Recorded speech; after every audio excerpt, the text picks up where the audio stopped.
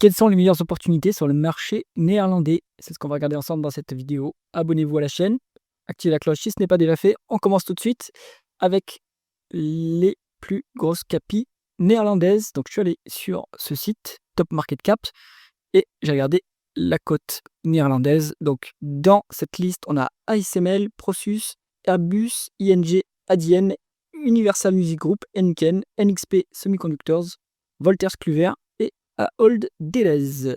Comme d'habitude, je vous ai préparé une watchlist en passant en revue les colonnes. Ici, vous avez le symbole de cotation boursière de l'entreprise, le nom de l'entreprise, l'industrie dans laquelle elle opère, la capitalisation boursière en dollars parce qu'on l'a pas en euros dans cet écran, la croissance du chiffre d'affaires en rythme annualisé sur 5 ans, les multiples de valorisation en termes de flux, les multiples de valorisation en termes d'actifs, du bilan, on va dire, rentabilité via les rendements des capitaux investis, le rendement des fonds propres, l'endettement en termes de dette nette sur EBITDA, le rendement du dividende s'il y en a un, le rendement d'actionnaire s'il y a rachat d'actions ou dilution. On est sur les free cash flow ici, les par rapport au bénéfice net et le payout ratio qui est la proportion de bénéfice net versé en dividende.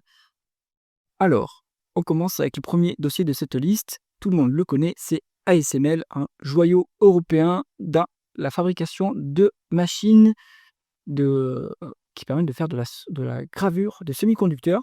Donc leader mondial, on est sur 291 milliards de dollars de market cap, 19% de croissance du chiffre d'affaires en rythme annualisé sur 5 ans, donc c'est impressionnant. Et c'est surtout de la croissance organique en plus. 23 en VE sur EBITDA, 31 en ratio co-bénéfice, 29 en ratio co-free cash flow. Bon, il y avait une opportunité pour attraper cette boîte à des multiples bien moins chers il y a seulement quelques mois. Maintenant, ça a quand même bien remonté. Mais c'est une société de très forte croissance. Donc, ces multiples, bon, ils peuvent, si vous les prenez en forward sur les 12 prochains mois, ils sont beaucoup plus bas, c'est sûr. Donc, à garder en tête. On est sur 39% de rendement des capitaux investis, très bon. Cash net, excellent. Normal, on dit très rentable et c'est de la croissance organique, donc excellent. On a 1% de rendement du dividende, 1,9% de rendement d'actionnaire, 10 milliards de free cash flow par rapport à 9 milliards 400 millions de bénéfices nets. Donc le payout ratio qui est affiché ici à 28% est soutenable. Ils peuvent augmenter le dividende sans trop de problème, hein, surtout qu'ils ont déjà énormément de cash. Donc ce dividende, je suis sûr qu'il va augmenter. Ils vont continuer, à mon avis, aussi à racheter des actions. Est-ce que c'est pertinent? Je ne suis pas sûr parce que la valorisation est quand même élevée. Ils devraient plutôt augmenter le dividende, à mon avis. Donc ASML, pour de la croissance, si vous êtes un investisseur croissance, je pense que c'est un dossier intéressant. Même si c'est un peu cher, la croissance est quand même très forte et la qualité est excellente. Ensuite, on est sur Airbus, donc aérospatiale et défense, groupe aéronautique franco-néerlandais, espagnol, enfin il y en a un peu partout en Europe. 56 milliards de dollars dans le market cap. On a une décroissance en rythme annualisé sur 5 ans, mais sur les prochaines années, on a un carnet de commandes qui s'est rempli parce qu'on a eu le plan d'armement en Europe, donc on a la croissance devant nous sur Airbus. La question va être, est-ce qu'on va réussir à délivrer le carnet de commandes? Ça, c'est un autre problème. 17,4 en VE sur EBITDA, c'est un peu cher. 31 en ratio co-bénéfice, un peu cher. 26 en ratio co-cash flow. Pité qui dégage du flux, mais qui dégageait du flux, je pense. Mais on doit réinvestir en capital pour monter en production.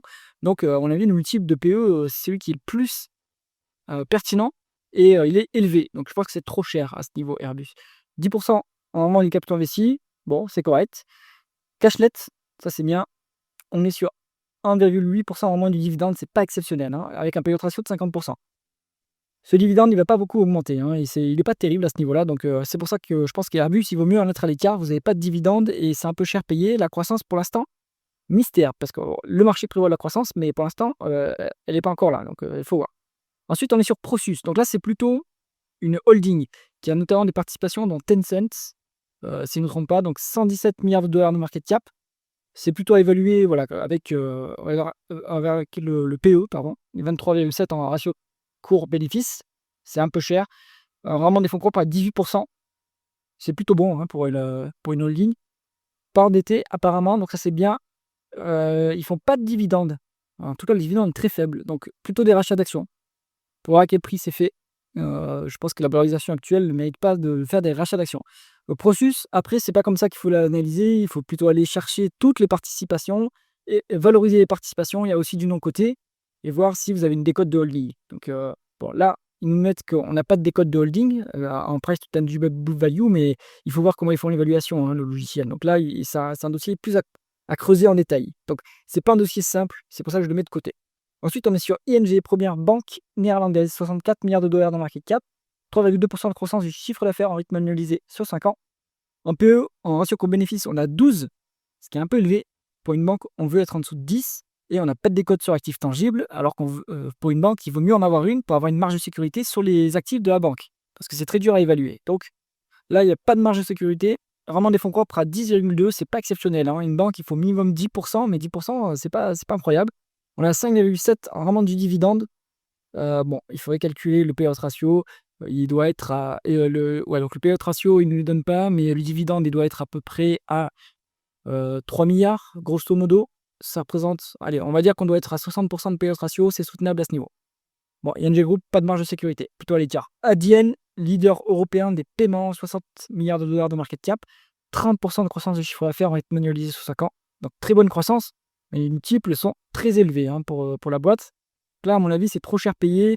13 en rendement et capital investi, d'accord. On a un peu de dilution apparemment. On n'a pas de dividende. Bon, Adyen, pareil, c'est forte croissance après, donc il faut regarder les multiples futurs sur les 12 prochains mois. Mais bon, à ce niveau, je pense que c'est un peu trop cher quand même. Ensuite, on est sur Universal Music Group, donc plutôt du streaming musical.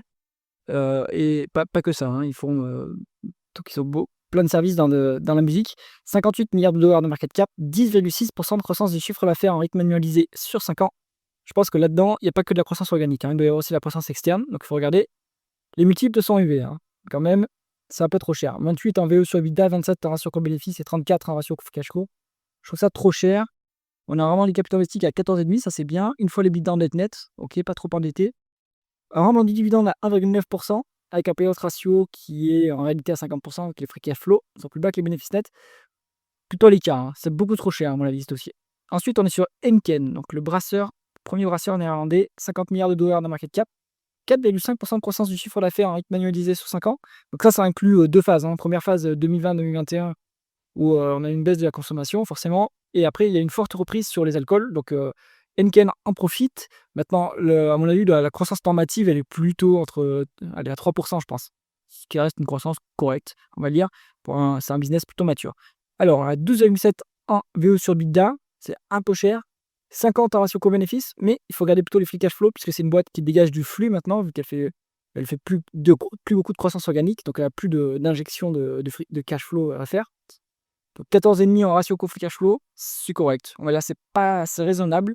7,3 en rendement des capitaux investis, ça c'est pas incroyable. Maintenant c'est un business qui est quand même intensif en capital, donc bon, ça me semble correct, on va dire.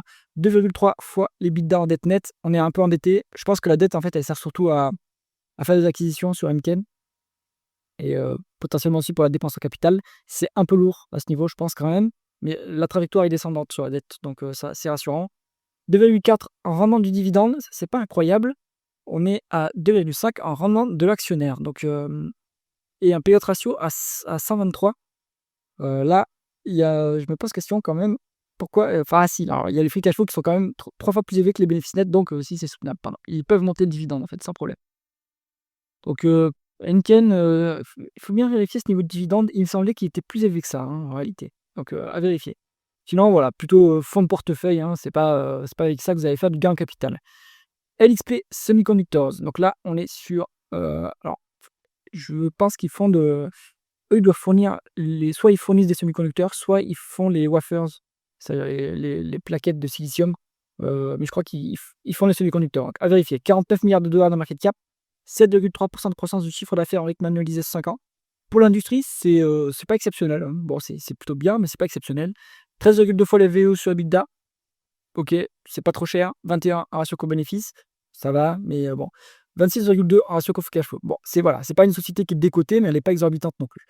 13,6 en rendement des capitaux investis, plutôt correct comme rentabilité. 2,1 fois les bidas en dette nette, c'est gérable, même si c'est un peu lourd.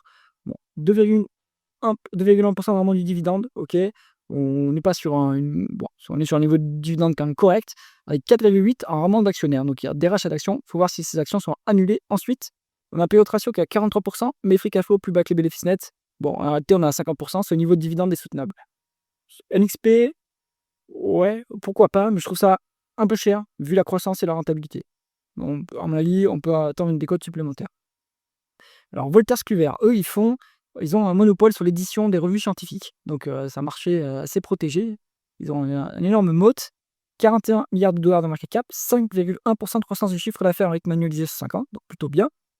Plutôt, voilà, pour un business mature, c'est quand même pas mal. 23 fois la VE sur EBITDA, c'est très cher. 38 en ratio co-bénéfice et 30 en ratio co-free cash flow. C'est plutôt une boîte qui dégage du flux, donc il vaut mieux regarder ces multiples-là. Mais à 30 fois, c'est un peu cher, même s'ils ont un moat assez énorme. Hein, donc bon, ouais, je trouve le business cher. Ils n'ont pas de dépenses en capital. Ils sont très peu intensifs en capital, donc la rentabilité est élevée. Hein, 20% rendement des capitaux investis, c'est exceptionnel. 1,6 fois les l'EBITDA en dette nette, donc ça peut-être qu'ils font des acquisitions, hein, parce que sinon je vois pas pourquoi ils ont de la dette vu la rentabilité et la faible croissance.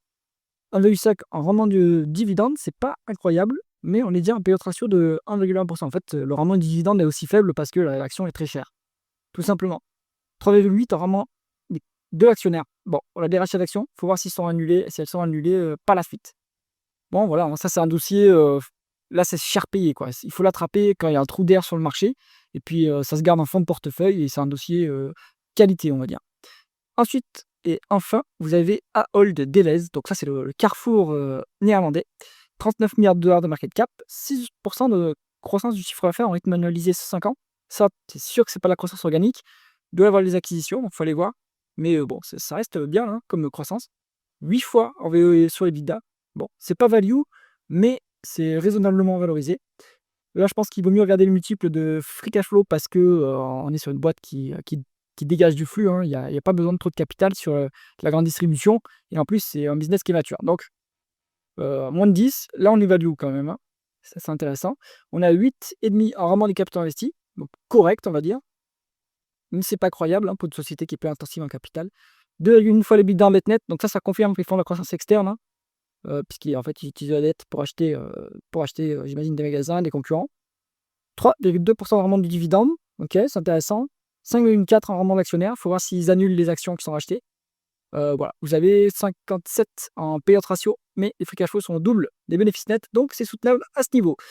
Ahold de Delhaize, pourquoi pas. Maintenant, Carrefour, c'est bien plus décoté et il y a vraiment du dividende plus intéressant. Maintenant, Ahold Delhaize, ils opèrent dans des pays qui sont plus qualitatifs que la France, hein, on ne va pas se mentir, donc c'est sûr que Carrefour souffre de cela.